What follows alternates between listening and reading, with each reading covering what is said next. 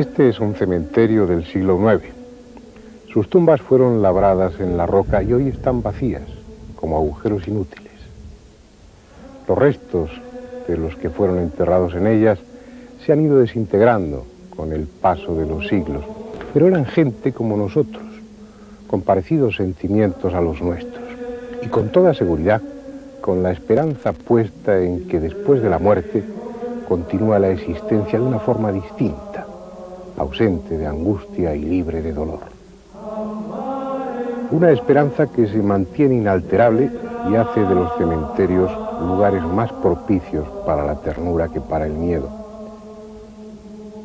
Un decorado que los vivos recorremos sin poder evitar el sentimiento opresivo de que tarde o temprano nos incorporaremos a él. Cualquiera de esas tumbas puede ser la nuestra, porque todos, absolutamente todos, tenemos una cita inexcusable con la muerte.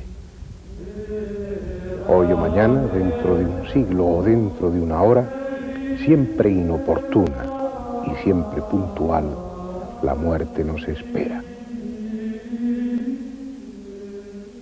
Unos llegarán a esa cita con 1000 proyectos pendientes por realizar.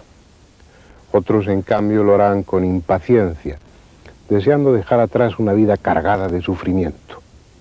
Pero todos llegarán. Llegaremos. Por eso a todos nos importa saber si esa cita es el final definitivo, la caída en un sueño sin ensueños, o por el contrario es el principio de otra historia, de otra vida en la que de alguna forma diferente continuaremos existiendo sin perder la conciencia de nosotros mismos. Creo que merece la pena hablar de todo ello.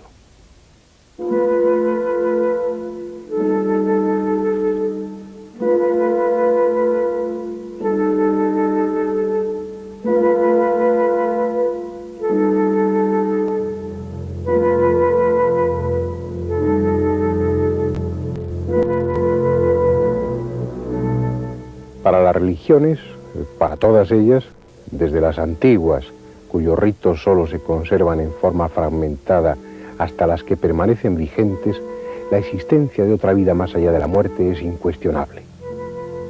Al fin y al cabo, las religiones han hecho de esa convicción su mercancía más rentable, su mejor medio de influencia entre las gentes.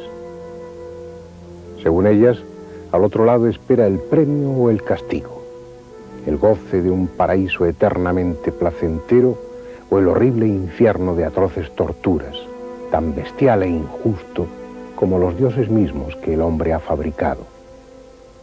De esa forma, la muerte es para muchos no solo un trance angustioso por lo que tiene de viaje a lo desconocido, sino un motivo de espanto por el riesgo de tostarse eternamente.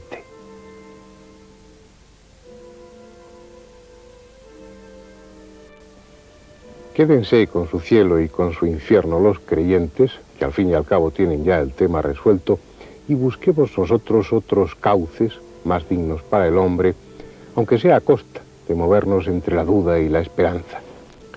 La única posibilidad que tendríamos para estar seguros es que alguien de los que han muerto volviera a contarnos lo que hay al otro lado. Ya veremos luego si eso es posible. De momento, tenemos el testimonio de los que han estado casi muertos, de aquellos que, según su propia experiencia, se han encontrado en la frontera misma entre esta vida y la otra. En noviembre de 1975 se editaba un libro de curioso título, Vida después de la vida, en el que su autor, el doctor Raymond Moody, recogía las experiencias de centenares de personas que habían estado clínicamente muertas o en trance de muerte inminente. Hubo un éxito fulminante e inmediatamente otros autores, en su mayoría médicos o psicólogos, publicaron nuevos libros recogiendo casos similares. Todos ellos tendentes a demostrar que en esos estados cercanos a la muerte, la persona no sufre, sale de su propio cuerpo y entra en relación con amigos y parientes que están allí, en algún lugar entre ambas existencias para recibirle. En el libro de Moody, y en otro casi simultáneo de la doctora Kubler-Ross, que llevaba también años investigando sobre el mismo tema, se recogían y analizaban las experiencias de centenares de personas que habían estado en esa frontera entre este mundo y el otro. Pero además del indudable mérito de ambas investigaciones, los libros sirvieron para que otras muchas personas que habían pasado por situaciones similares se atreviesen a contarlas, cosa que no habían hecho hasta entonces, pensando que nadie iba a entenderles o a creerles. De una forma sintetizada, muy resumida, esa experiencia en los umbrales de la muerte puede resumirse así.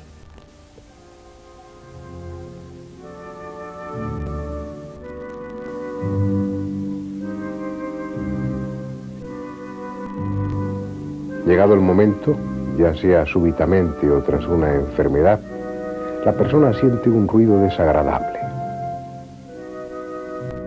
Ahora se encuentra fuera de su cuerpo físico, contemplándose a sí misma, como un angustiado espectador de su propia muerte, y se ve proyectada por un largo y oscuro túnel al final del cual se ve la luz. Poco a poco se va acostumbrando a su nueva situación. Ya no siente inquietud, sino una total tranquilidad. En un momento determinado se da cuenta de que hay otros. Son amigos y familiares que murieron hace tiempo y que parecen darle la bienvenida. Llega entonces su encuentro con un ser luminoso, una especie de espíritu superior lleno de energía y amor, ante el que hace una valoración de su propia vida, revisando los momentos más importantes. Sin embargo, no hay sensación alguna de juicio y mucho menos de miedo al castigo por sus faltas. Pasado ese trance, llega a una especie de barrera, de frontera definitiva. Sabe que si la cruza, no podrá ya volver. Quiere dar ese paso porque siente una paz y un bienestar como jamás había experimentado. Pero algo en su interior le dice que aún no es el momento y debe regresar al mundo de los vivos.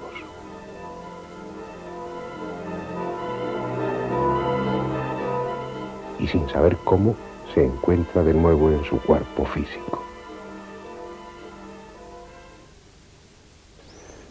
Claro está que no todos los casos son iguales y hay matices que los diferencian. Es más, la mayoría de las personas que han sufrido esta experiencia lo han hecho de forma fragmentada, no completa, como esa secuencia ideal que les hemos mostrado hace unos instantes.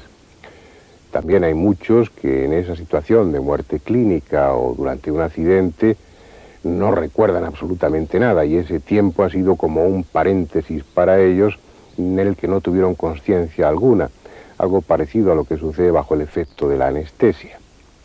La cuestión es si ese tipo de experiencias relatadas por Moody, por Kübler-Ross y por tantos otros son demostrativas de que la muerte solo existe para el cuerpo y que otra parte de nosotros mismos, eso que llamamos espíritu o alma, sobrevive.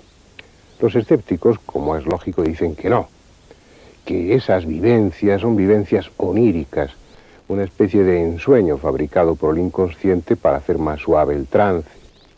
Otros argumentan que son estados alucinatorios, debidos a la fabricación de endorfinas por el cerebro, que es algo habitual en los enfermos terminales.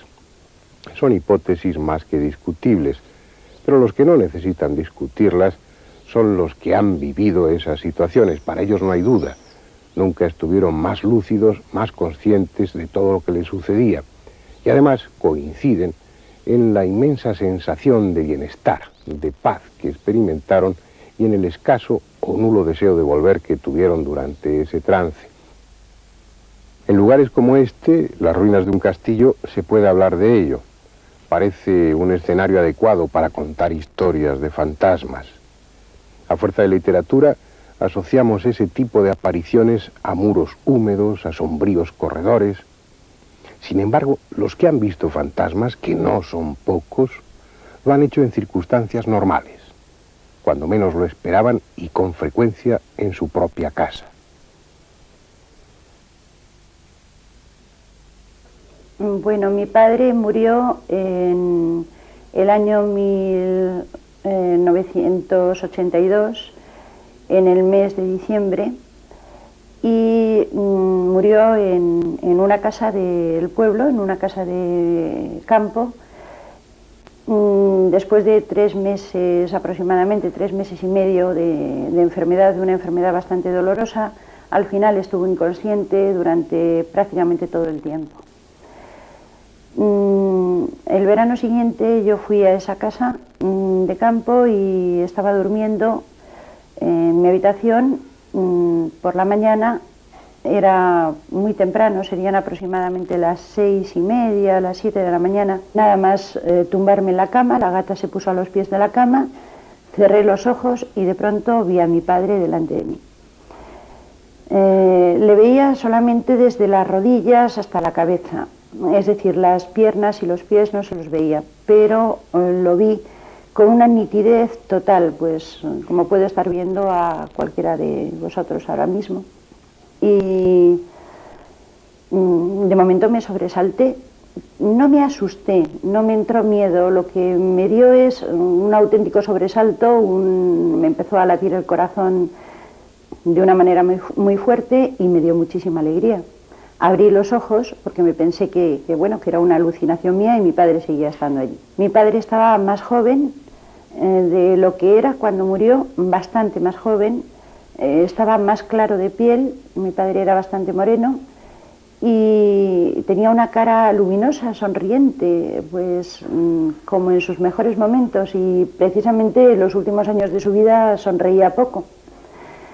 Me quedé sobresaltada, claro, de ver que con los ojos abiertos también le veía, y entonces le pregunté, pues fue una pregunta que me surgió absolutamente de dentro, fue: ¿qué quieres, papá? Y mi padre me contestó: cederte el puesto. En ese momento empezaron a hacerse una especie de círculos de colores alrededor de mi padre, los círculos se fueron cerrando y la visión desapareció. La que hablaba es Juana Marín, una buena amiga a la que conozco bien y sobre cuyo testimonio no tengo la menor sombra de duda. Pero ¿cuántos de ustedes piensan lo mismo que yo? ¿Cuántos de ustedes lo han creído? Ese es el problema. He escuchado relatos similares en la boca de los protagonistas. Personas que han vivido una experiencia similar a la de Juana Marín, pero que nunca se atreverían a contarlo públicamente, como ha hecho ella, por miedo a no ser creídos o a despertar necios comentarios.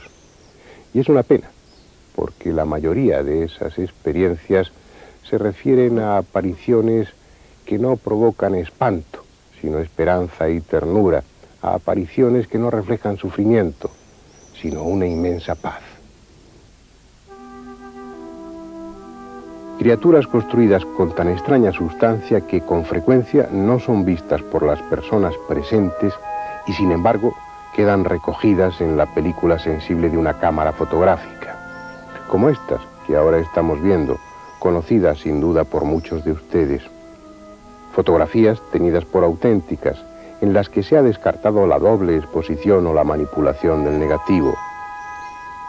Fotografías curiosas, inexplicables técnicamente, algunas de ellas con personajes anónimos haciendo lo mismo que hicieron en vida, como si se tratara del fragmento de una vieja película que alguien proyectase por error. Otras impresionantes, como esta, tomada en septiembre de 1936 en una mansión inglesa célebre por la fama de su espectro, la Dama Parda de Raynham, al que muchos afirman haber visto y al que posiblemente estamos viendo ahora en esta fotografía. O esta otra, tomada en Australia en 1959 por un sacerdote, el reverendo Blance, en un bosque considerado tabú por los aborígenes. En cambio, esta nada tiene de dramática en apariencia. Fue tomada en marzo de 1959 en Eastwick, Inglaterra. Sin embargo, ese señor con gafas que parece sentado en el asiento posterior llevaba varios años muerto y enterrado cuando se hizo la fotografía. ¿Qué son? ¿De dónde proceden esas criaturas silenciosas y discretas a las que llamamos fantasmas? Es posible que se trate de un fenómeno físico o psíquico cuyos mecanismos desconocemos, pero es posible también que sean lo que parecen ser, personas muertas que han encontrado una puerta entre este y el otro mundo. Tal vez porque ese presuntamente lejano otro mundo esté ahí mismo, muy cerca de nosotros, y sea relativamente fácil recorrer ese camino. Esa impresión da, porque en contra de lo que muchos piensan, los intentos de comunicarse con el mundo de los muertos son casi siempre fructíferos. A lo más, nos queda al final la duda de con quién nos hemos comunicado realmente.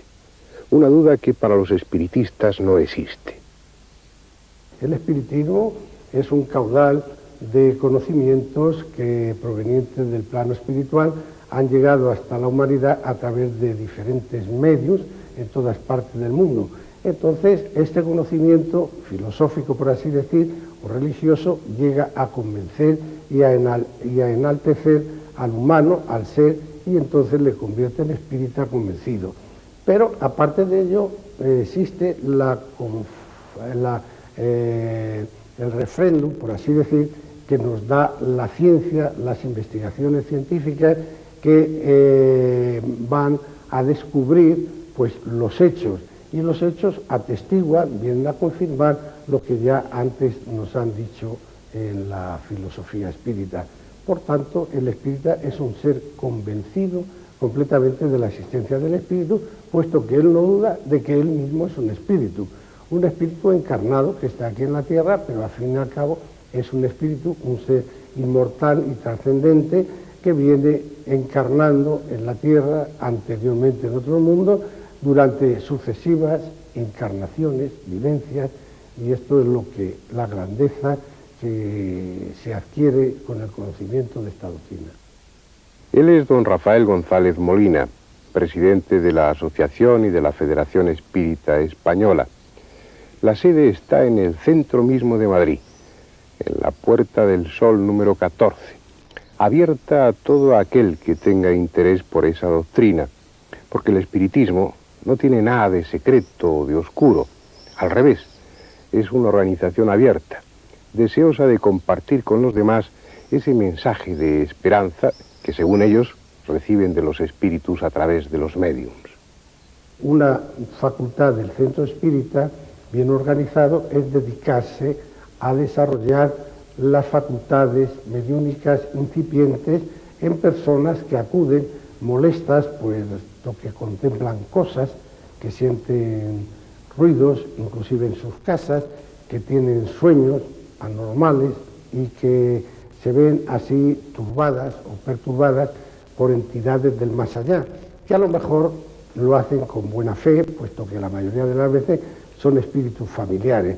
Todo esto en la literatura espírita está llena de casos que no nos vamos a detener a enumerarlo. Lo que sí es cierto es que un centro espírita, una asociación espírita, tiene que dar mucha atención a los trabajos mediúnicos que se realizan en su seno, que deben de ser periódicos, ordenados y siempre con una finalidad, tratando de sacar, de extraer de las relaciones con los espíritus cosas convenientes para todos nosotros. Otros muchos, en cambio, buscan esa comunicación por sus propios medios, de una forma casi improvisada, sin otro escenario que su propia casa, ni otro motivo que la simple curiosidad. Para ello recurren a un medio tan sencillo como la Ouija. ¿Hay alguien ahí? ¿Deseas hablar con alguno de nosotros? ¿Con quién?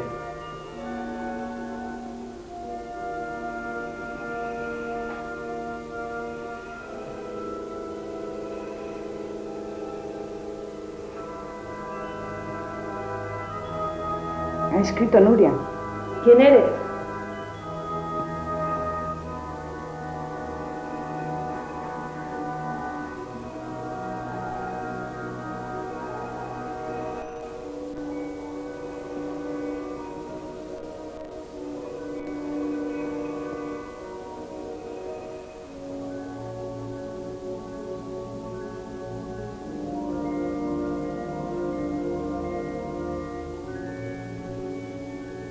La ouija, o el juego del vaso, como muchos lo llaman frívolamente, es una forma de espiritismo que apenas requiere mediunidad, pero espiritismo en definitiva.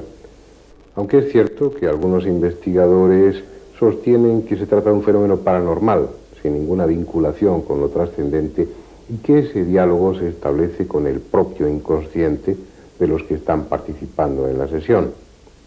No digo que no sea así en ocasiones, pero mi experiencia es que las más de las veces esa explicación tan racional no sirve.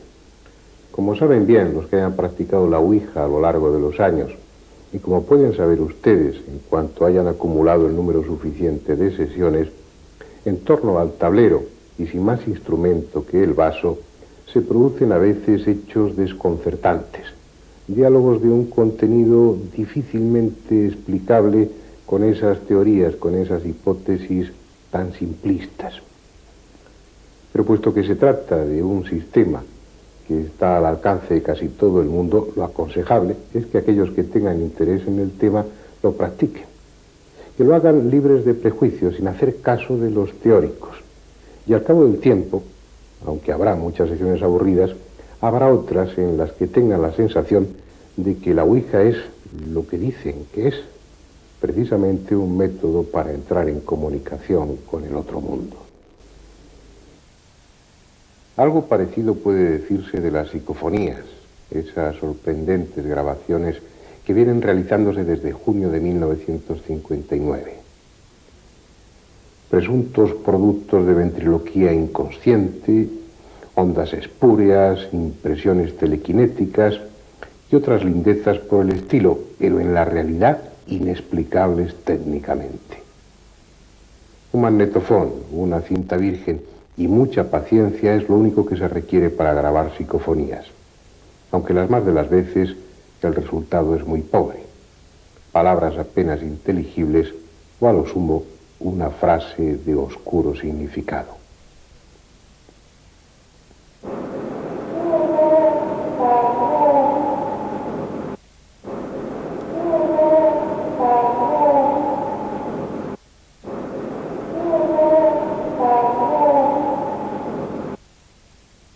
Como sucede con la ouija, la mayoría de los que han obtenido psicofonías acaban por aburrirse. Pasada la primera expectación, los primeros sorprendentes resultados, el tema deja de interesarles. Sin embargo, algunos investigadores continuaron tenazmente su labor y fueron mejorando de una forma autodidacta sus equipos hasta conseguir resultados más óptimos, incluso un diálogo con esas misteriosas voces. Y lo curioso es que esas mismas voces, al parecer procedentes del mundo de los muertos, eran las que iban dando instrucciones a los investigadores para que mejoraran sus equipos y así fuese más fácil la comunicación. Y de esa colaboración entre el mundo de los muertos y el de los vivos ha surgido lo que yo me atrevería a calificar como el descubrimiento más importante de la historia del hombre en lo que se refiere a lo trascendente, ni más ni menos que la posibilidad de captar, de recoger las imágenes de esas personas muertas a través de un televisor. Desde 1985, y gracias al trabajo de investigadores como Schreiber o Koenig, el televisor se ha convertido aparentemente en un puente entre este y el otro mundo.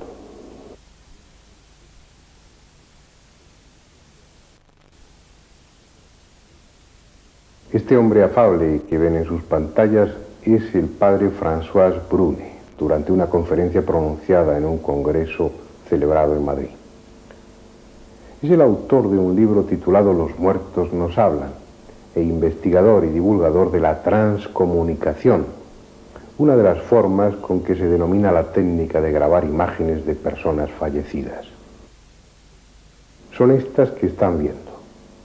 No proceden de ninguna emisora de televisión, al menos de ninguna de este mundo. Los rostros que aparecen en las imágenes han sido identificados en su mayoría. Algunos son incluso tan conocidos como Raudive o Einstein, pero todos ellos llevaban varios años muertos cuando se obtuvieron las grabaciones.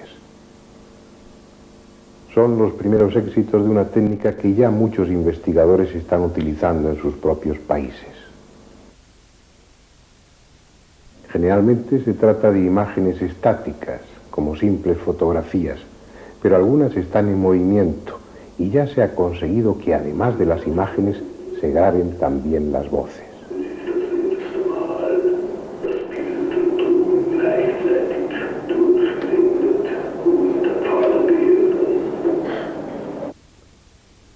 Pero no teman que ese tipo de comunicación quede fuera de su alcance. Cualquiera de ustedes puede intentarlo en su propia casa si quiere, porque la técnica es muy simple. Solo se necesita un televisor y una cámara de vídeo doméstica. Es preciso sintonizar el televisor con una emisora que en ese momento no esté emitiendo, lo que les obligará a realizar la experiencia a altas horas de la noche. La cámara enfocada a la pantalla y puesta a grabar. Aparentemente solo estará grabando la nieve, esa serie de puntos luminosos que aparecen en la pantalla moviéndose con gran rapidez. Al cabo del tiempo que ustedes consideren oportuno, paren la cámara, extraigan la cinta, pónganla en su vídeo y vean los resultados. Es muy probable que al principio no se grabe otra cosa que lo que ustedes habían visto, que la nieve de la pantalla. Pero es posible que al cabo de un tiempo, si perseveran en ello, acaben obteniendo cosas muy diferentes. Como prueba de ello les voy a mostrar fragmentos de una cinta grabada con este sistema. La obtuvo un grupo de investigadores, de jóvenes investigadores de Tenerife, dotados de más entusiasmo que de medios técnicos. Sin embargo, como verán ahora, los resultados son sorprendentes.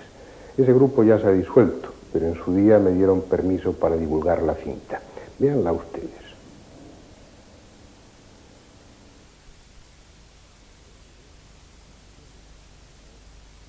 Como podrán ver, la nieve del televisor va adquiriendo forma en la grabación. Los puntos luminosos confluyen como si fueran ordenándose hasta terminar formando rostros. Caras enigmáticas, con dificultad inicialmente, estabilizándose después entre la sorpresa y el entusiasmo de los que en ese preciso momento realizaban la experiencia. Pues la sombra, hay una sombra. Pero tiene ojos de gato, el cabrón. Si es verdad, tío, mira. Qué cara, tío. Joder. Está en la cinta de nuestra noche, cuando dice que ve. Pero parecía una máscara. Bien, nuestro tiempo ha terminado. No puede afirmarse rotundamente que continúe la existencia después de la muerte o que sea posible la comunicación con el otro mundo. Pero como ustedes han visto en esta cinta, hay razones más que sobradas para plantearse tal posibilidad.